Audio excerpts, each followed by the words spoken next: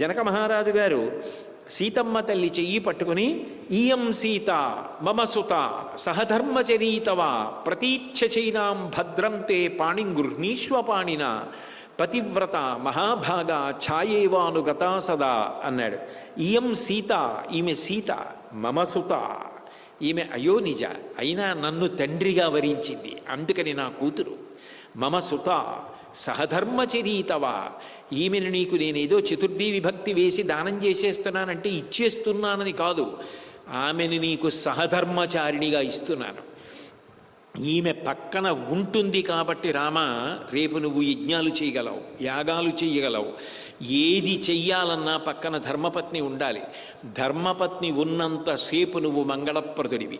నీ ధర్మాచరణములకు ఉపకరణముగా ఈమెనిస్తున్నాను. సహధర్మచరీతవ ప్రతీచ్ఛచైనాం భద్రం తే పాణిం గృహ్ణీష్వ పాణిన, ఆమె చేతిని సుముహూర్తంలో నీ చేతితో స్వీకరించు. ఒక్కొక్కసారి ఒక్కొక్కటి సుముహూర్తానికి చేస్తారు.